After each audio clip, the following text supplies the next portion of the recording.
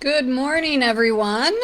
I am coming to you from my home office. I'm trying to see if I can see any comments or anything like that. Just want to make sure it's working. I'm really excited to be here today. Many of you know that we do Ask the Founders, Ask the Caretakers several times a year because we definitely want to hear from you and want to know what you want to know about the sanctuary and the animals you help care for. So this morning, I know Judson had posted a few posts over the last several days, and I have a list of questions from all of you that support us and the cats at the sanctuary. So today I wanted to answer those. I don't know if I'll be able to get to any answers or questions in the comments. I'll try if I can, but as I'm talking and reading the paper, it's going to be hard for me to see what type of questions you're asking, but I'll try to come back if I don't get your answers answered today, later, because I think it's so important. Not only am I the founder and executive director of the sanctuary, but it's not my sanctuary. It's your sanctuary. It's our supporters, it's our donors, it's the cats, it's the employees, it's everybody's. So I'm always interested and excited to be able to answer the questions you have. So today, I apologize if you cats come in, dogs come in. I'm home and I have a dog at my feet. And as many of you know Diffley from coming to work with me, she loves to interrupt. So just apologize if cats and dogs come into the picture or make some noise. So one of the first questions that came on the post was, how much communication goes on between accredited sanctuaries outside of the Big Cat Sanctuary Alliance? And, that's a great, interesting question. When I started the sanctuary, I really needed to have other people around me that had already done this. And I went out and visited all the sanctuaries I knew at the time. This was 20 years ago, and really tried to just be a sponge and absorb the information they provided.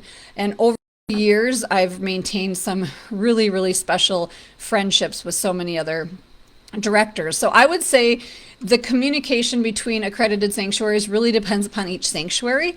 For example, yesterday I had two conversations with two other leaders of other organizations, and that was just one day. But I really think it's important to reach out, to learn from each other, to talk about rescues, but also to talk about things going on in the industry, to share ideas, and sometimes just to be support for one another. There are some sanctuaries that want to act more like an island. They might be more established. They might be too busy. Some of the smaller ones probably have a harder time reaching out and connecting as much because they're just still in that survival mode, the day-to-day work. But I think it's extremely important for us to work together, not against each other. And so many of us are doing that, and it's benefiting the animals in a big way. So thanks for that. It's so fun. Somebody asked, so what inspired you to start the sanctuary? This is a question I get asked so frequently, and I've answered quite a bit. Judson and I can post how the sanctuary got started, but really briefly, many of you that follow us know my background is advertising and marketing. I'm not a zoologist, I'm not a veterinarian, and I was on a photo shoot that just had some cats in it, and similar to everybody else, I was smitten by these tiger cubs. I didn't know at that time the captive wildlife crisis, the surplus of tigers in the United States, or anything like that. And I started learning that the more I researched, and I really was uncomfortable with how these animals were being treated at the photo shoot. And then I actually volunteered at the facility to see what it was like. And it was 10 by 10s, 20 by 20s of tons of cats in pole buildings and in small holding yards, just being used for photo ops. And I decided I had to right the wrong of what I saw. So people have also asked why I chose cats. And that's why I always say if there was a different animal that day at that time in my life, I probably would have felt the need to help those animals too. So I didn't grow up being a cat fanatic. I sure am now. Even at home, I have several domestic cats at my house. So that's kind of what inspired me. And there's a more detailed story on the evolution from some fur farm cats I saw. And it's a long evolution. It's not something that just happens overnight. An interesting question is, just for fun, tell us a little bit about what you like to do in your free time. Hobbies, favorite activities, guilty pleasures. Thank you for a personal question because I know a lot of it's always about the sanctuary. You know, I thought this would be an easy question to answer. And when I tried to, I realized, and I've realized this for years, that for 20 years of my life, there wasn't anything but the sanctuary. I mean, it took every weekend, every night, called away on holidays, not being able to have a family. It was all consuming. And it wasn't until the last few years that we have built such an awesome staff that I get more free time, that I can take weekends off. And that was really challenging for me. That was, how am I going to fill that time?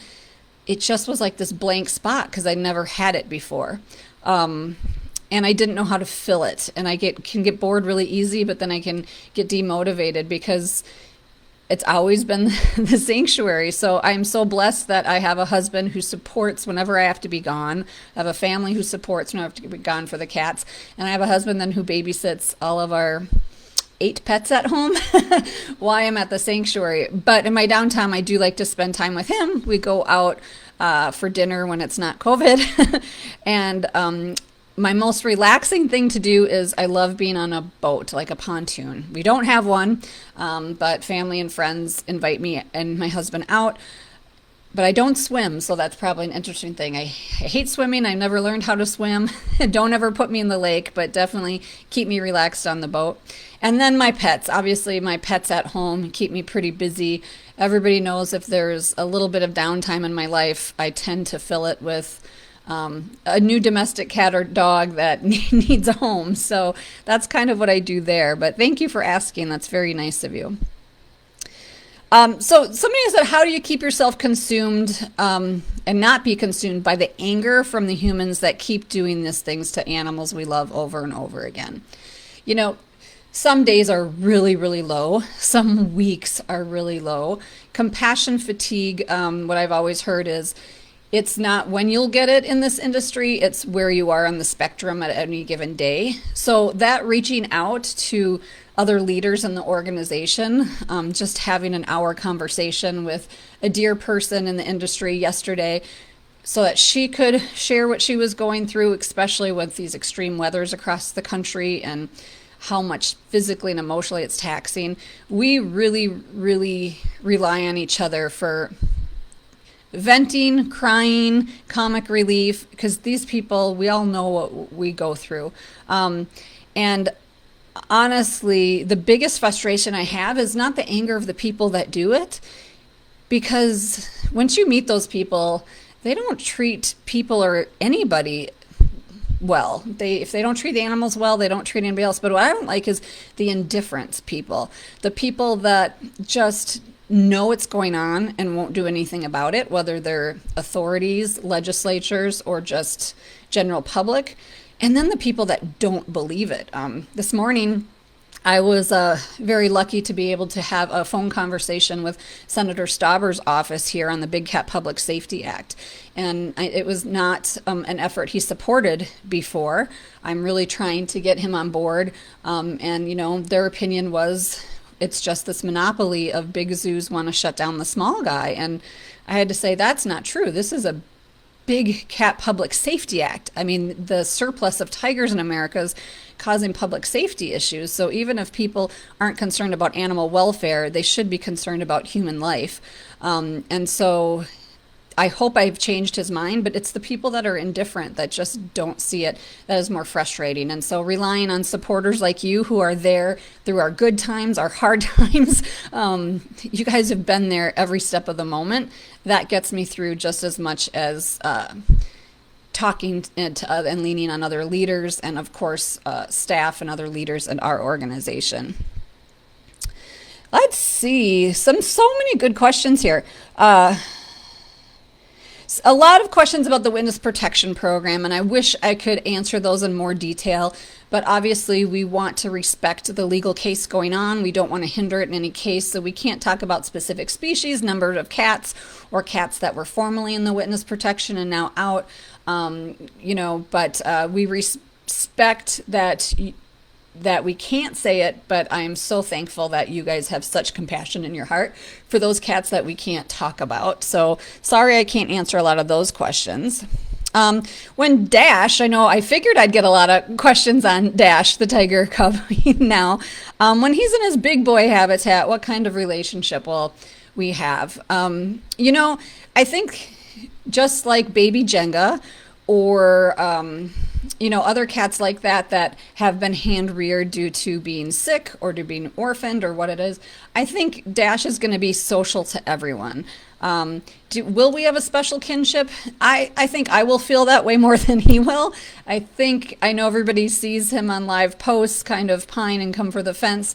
The reality is, Dash, once another big cat comes into the picture and he gets to merge with another big cat, that's going to trump everything, And so if you're just joining us, we are the Wildcat Sanctuary in Minnesota. We are a rescue for big cats. We do not buy, breed, trade, or sell.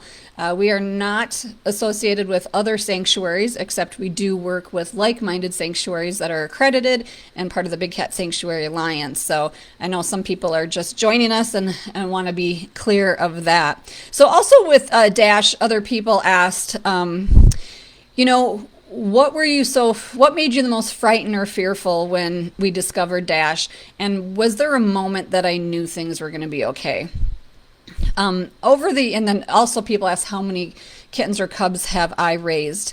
So over the years, I would say about 15 cats and kittens I've had to hand rear. Most of them were bobcats, servals, caracals, lynx, cougars, never a tiger or lion. And the difference is most of those came to us at 4 to 6 weeks old, whether it was from a rehabber or seized because they were sold as a pet. Never have I taken a 3-hour newborn. So when we discovered Dash on the rescue, I think out of all the stress of that day of Marcus trying to kill Dash, of trying to get those animals a quarter mile down the hill, things we haven't talked about. There were family members there that were protesting because they wanted to either keep the cats or sell the cats. So it was a stressful day, but discovering Dash was the most stressful. And I did fall to my knees literally, and over the car ride even home, I gave him to another staff member and kind of said, I have to separate myself. This is really, really challenging. And the reason that is over the years, there's been 2 kittens that I have lost. Both came to us compromised. One was a little bobcat kitten about 6 weeks old that was privately owned, but the person said they had captured him out of the wild, which wasn't true. Severe metabolic bone disease, a lot of fractures in the body. The second was a little serval that was the only survival of the litter, came from a breeder place where they were breeding the serval 3 times a year, which should never happen.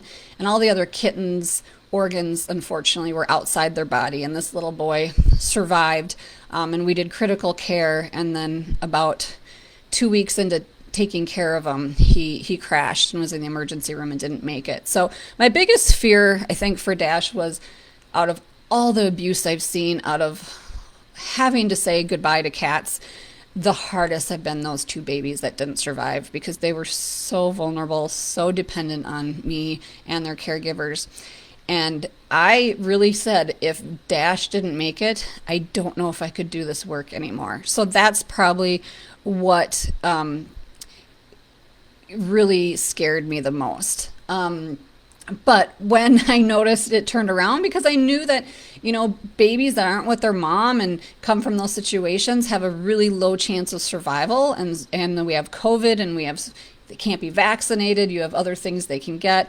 But when he started being, I would say, mean, tigerish mean, when the biting, the clawing, the ears going back, probably at 4 weeks of age, of not showing an alliance to me, just treating me like he would treat prey or a sibling, that's when I felt the sigh of relief that, hey, we're in a routine. He's gonna make it.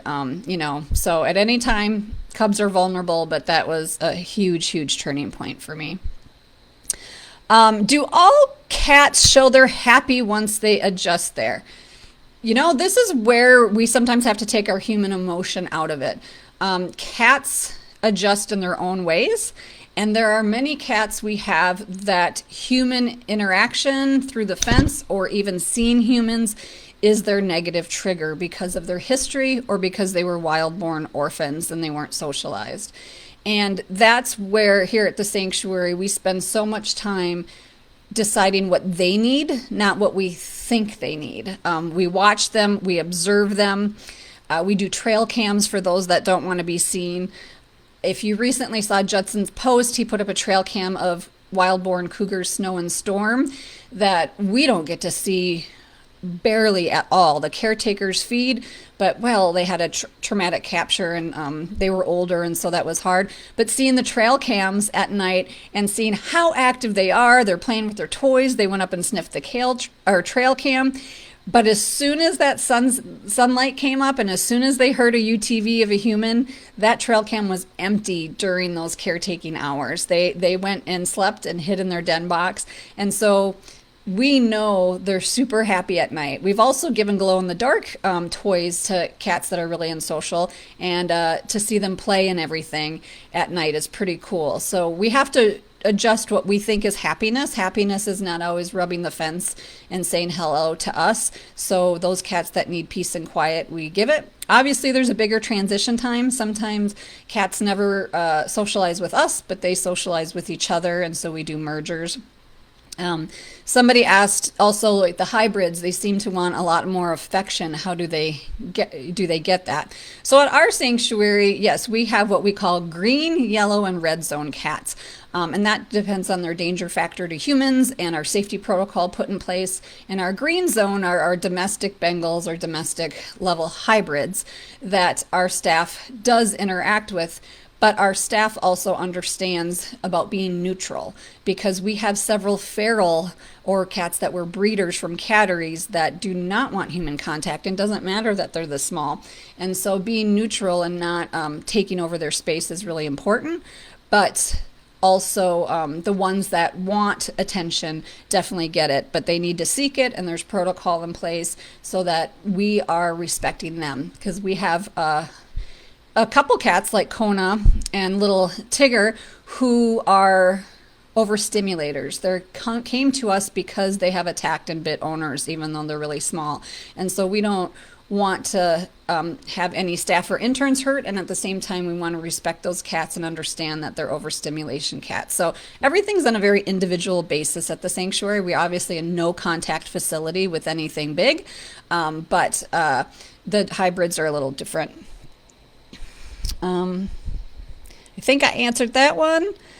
Oh, so this is a really interesting one. So Daria, one of our longtime supporters, says she knows we always respond to medical care and needs of the animals, and knows that we do wellness exams. Can we talk a little bit more about wellness exams, or how often and what that entails? So our wellness exams, similar to your pet, we'll do this every we do it every 3 years, unless there's a reason to do it more frequently or a reason to not do it because they're compromised for some reason and anesthesia would be challenging for their health. So similar to your dog and cat, when we do a wellness exam, the vets are doing an overall body exam. They're looking for coat to make sure there's no parasites, that we're making sure that there's what the arthritic changes are.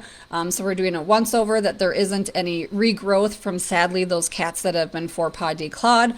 Also, we are doing blood work to see how the baseline for all of their kidneys and liver function. We'll sometimes test thyroid depending upon their age. For cats that are well known for having metabolic bone disease, like African servals, we'll do full body radiographs, especially if they've had it, to see what arthritic changes are there. We have ultrasounds, so if they're a cat that might have ongoing inflammatory bowel disease, we will look at that. We will look at the teeth to see if they need any dental work or dental care at a later date. And then they do receive vaccinations. On intake exam, they'll also get microchipped. So it's something that our staff has mastered and vet team has mastered, and so it can happen in 20 to 25 minutes, and then the cat's reversed and woke up. But the preventative care is so important to us because we can find early kidney disease and start supplements that can help prolong that. We can look at arthritis, and we know wild animals hide everything when they're painful, and so we can start pain meds, and there's things that can prepare us and the animal for a better life, especially in geriatric years. So how do we sedate animals was another question. So our staff works really hard doing operant conditioning because our goal is the least amount of stress, and getting the cat's cooperation is the most successful in husbandry and medical care. And so if a cat will rub at the fence, sit still so we can do a hand injection similar to what your animal would get, then we know they get the full dose. We know it's not stressful, it's not high impact on the skin or muscle. And so they'll do operant conditioning by having them go into a crate, having them go into their lockout, and things like that. So we do sedate the cats. For wellness exams, if they're a cat that won't easily be sedated without stress, we might skip that day, because our goal of wellness exams, it's not like they're really ill or anything and we have to catch them or sedate them that day. And so we really work on going up to the vet days of finding a way that is the least stressful for the cat. All right, let's see. How long does it take to feed all the cats? So I think one thing seems to be the case whenever we have volunteers or staff from other facilities that move to ours, is that everything we do at the sanctuary takes longer, and that we have so many breadth of things that a caretaker does. So a caretaker at another facility might not have keys to enter the enclosure. They can't shift an animal without the owner being there, things like that. We actually cross-train all of our staff. So our caretakers are trained in firearms, first aid. They can do a mobilization of the animals. They can transport, because we don't know in an emergency exactly what staff's going to be on site. And so we want everybody to be trained for their safety and for the animal's safety. So even with food prep, it can take 3 hours with 4 people, because here at the sanctuary, we customize everything for every individual animal. There's no 2 tigers the same. There's no 2 domestic Bengals the same, no 2 lynx the same, and their diets are exactly the same, from their medication rounds to what they eat to what they don't like, to if they've had health issues and can't have bones. And so we prepare everything individualized for each cat. So even if it's a chicken day, cats that don't do well on chicken or bones get a custom diet, get custom supplements. So it takes a long time. So how long does it take to feed the cats? Well, we feed differently. We don't want to feed the cats at the same time every day, because then they get habitualized to that and they get stressed waiting for their food. And we work it with our husbandry routine. Since we don't have extreme heat like a lot of sanctuaries who have to feed in the evening due to bees and flies and things, we use it as a way to enrich their lives or get cooperation for husbandry. So if we're going to clean their yards, we'll use it to lock them in their bedrooms, and they'll get their whole meal while we're cleaning their yards. Or they'll get partial meal, and then they'll put the rest of the food out in the habitat and scatter feeds, so they forage, which is a little more natural for them. All right. So good question. We get this a lot. I love seeing my sponsor cans, Leo and Mansa, or the servals, but how do I address when people say African cats should not be at a Minnesota sanctuary, and how well do they do in the winter? So the biggest thing we've learned is when we rescue animals, they usually come from places that don't even have proper shelter. So even if they're in a 60 or 40 degree climate, they might not have anything that is comfortable for them. So the other thing with lions is lions used to be around Europe, and so they have ancestry of being cold weather. Mendoza, the ones that came from Argentina, were in a more mountainous region, and so that was colder weather, and they really had no shelter. It was like a jail cell, so that was really sad.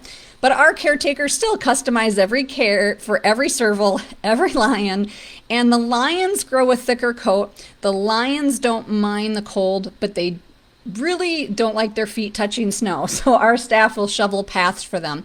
The servals love to be in the sun. So if it's 20 degrees out or 15 degrees with sun, the staff shovel off their perches and they spend a lot of time outside. We did a study, one of our interns did, with trail cams to determine how long the lions stayed inside. So if they just stayed inside for 14 hours a day during the winter, what quality of life is that? And so really the most they stayed inside was 6 to 7 hours, which is normal. And then they were outside in the sun or in their cave. One thing that might shock you is the Buenos Aires lions, Gino, Kimba, and Sophie, are probably the most that spend the most time outside. And they came from the warmest weather. Kimba and Sophie love their outdoor cave. We, obviously were concerned the first year that they weren't spending as much time as we wanted in the building. We set up trail cams. We find out that they're in the building all night long. They just are smarter than us humans. They don't want to get locked in for cleaning, so they kind of venture out as soon as they hear a human. So whenever we think an animal might not be using the shelter they should, we definitely do the trail cams or video or like baby cams to make sure we know what they're doing when we're not around. And then somebody asked, so out of all the lions, past and present, who has the most beautiful mane?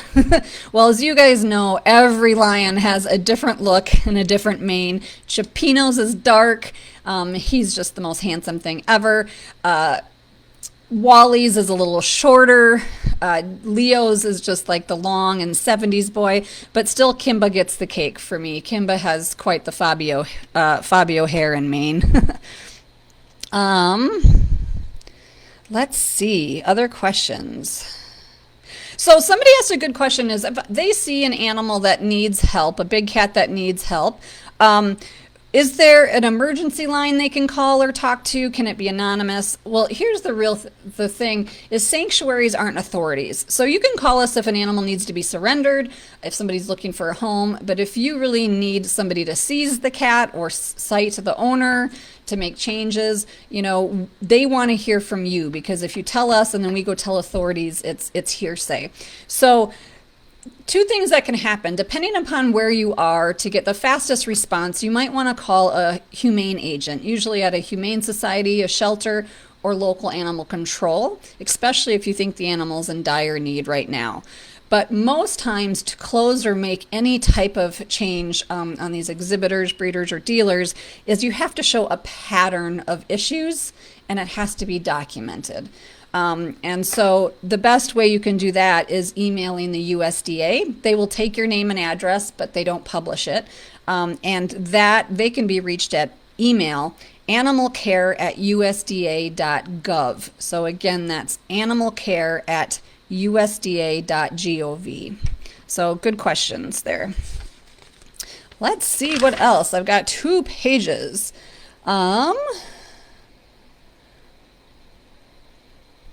Somebody said, what do you think is the most difficult part about running a sanctuary? I think animal loss is the hardest. Saying goodbye to an animal you care for. Always second guessing ourselves that could we have done more, especially if it's something that's an accident, like an animal obstructing on a bone or something like that. Could we have intervened earlier? I think we all do that with our pets at home, right? Because we love them. The what ifs set in. The what ifs over and over and over. And that's the same for us and all of our staff. The second thing that's probably the most hard is seeing when the staff breaks. I mean, this has been a hard month. With the rescue, which seemed wonderful, but it was the hardest in history, with the stress of raising Dash, with us getting COVID at the sanctuary and dealing with animals that have all recovered, but was stressful at the time. Also dealing with the extreme temperatures. I mean, everywhere almost in America had the most extreme timeline. And so even though the animals were safe and sound, that took so much extra work emotionally and physically on the staff. So that's hard to see. And of course, weighing 120 animals' lives are at stake on us. That's hard. That weighs on you. But these are also the things that are the most rewarding at the same time. But it definitely, what I always say, and when we have leaders from sanctuaries together, they say, what advice would we give? And I mean, kind of kiddingly, we say, I'd never start a sanctuary again. We'd all go work for one, we'd all be in the industry, but to be the one that it all ends and begins with can be really challenging. And that's why I'm so, so excited that I have such the support of amazing team and staff that work hard, that are so experts in what they do. Their hearts and souls are into it. That is just the biggest thing I can think of, that to have the team like that. So how do we find about wildcats in need of rescue? Well, a lot of times we just get an email, we get a Facebook message. That's usually the biggest. If a seizure is happening or their licensed facility, they might reach out to their USDA agent. And then also other sanctuaries network. So if another sanctuary gets a call and the cat's closer to us, or it's not a species or something they have space for at the time, we all network to make sure that animal has a permanent home. Let's see. Oh, so the Big Cat Public Safety Act. Somebody asked, if that federal law goes into effect, how long would it take to affect change? And what would be the impact on sanctuaries? So, the Big Cat Public Safety Act language has changed. And when you are doing legislation and pending legislation and lobbying for bills, it is about compromise. You never go in with the wide net that you started. It's just not how it happens. But we don't want to lose the key critical component of the legislation, which is public safety and ending public contact with big cats. And so the private owners, if that ever passed, would be grandfathered in. Obviously, it does not hurt or affect Class C exhibitors unless they are doing cub petting. And so, the really thing we only see is if those cub petters decide that they don't want to be in business anymore because they can't pump out babies and babies for photo ops, those might be the ones we see surrendered. But we don't want to displace cats that are being cared for. We just want to prevent future issues for big cats and the public. Let's see, what else? Let's see. Somebody asked, what's an update on the Animal Care Center? So last year we were going to break ground on our Animal Care Center. It's been a big initiative of ours. It would make our hospital much bigger. We would extend and expand our veterinary team. It would be an educational facility with closed circuit TV and things like that. Unfortunately, COVID kind of put a halt on that last year because lumber prices went up 30%. And so we didn't think it was the best use of donors' dollars. We wanted to wait and see how this season approached. So this season, supplies are still up probably more than 30%. And so we are still planning on starting it. We've raised about 60% of the cost of the Animal Care Center. The remaining will come out of general operating. So we're still taking what we call founding gifts of $5,000, $10,000 and more to help offset what's going into general operating. But it's so important to the future of our cats and the future of helping more cats that are in captivity. And so the only challenge we'll have is if there is a short supply of lumber or metal and things like that, which we are hearing about. So we're going to start, and similar to everybody else, it's probably going to be at a slower pace than usual for construction based on supply, demand, and pricing. But it's still a big going forward. So thank you. I know I wanted to get to so many of the questions that are posted here, but I can do a quick run through. I don't think my mouse will let me actually scan comments, so I can't do that. So I know I didn't get to new questions that were posed, and I apologize for that, but thank you for everyone who submitted questions before. We'll be doing this again. We do this every quarter. We'll also be doing Ask the Caretaker because we know you care so much about the work they do. You can always find almost every answer to the question you have on our website at wildcatsanctuary.org. We have every story of every resident there. We have Q&As, frequently asked questions. We have sanctuary tours. So really, you have a great resource to get to know the sanctuary outside of Facebook if you want to go to our website. And thank you all who donate. Thank you all who share our posts. Thank you all who volunteer. This is the way we get the word out. And there's so many ways to get involved. Many of you are sponsor parents, and I'm so thankful for that. You can always sponsor any of our cats at the sanctuary. They all need more than one sponsor to cover their annual care costs.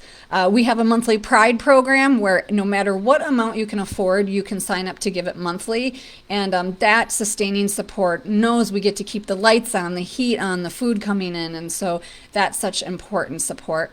Many people ask about volunteering. Since we are closed to the public and not open for tours, we do have volunteer programs, but they are in the form of crew days. But all that information is on our website as well. And again, thank you for making the sanctuary such a special place. Thank you for allowing me to do the work I love to do. And I look forward to talking to you guys again in the very, very near future. And I'm surprised I was able to do this without being interrupted by all the pets. So I'll have to go thank them for that as well. Have a great day, everyone.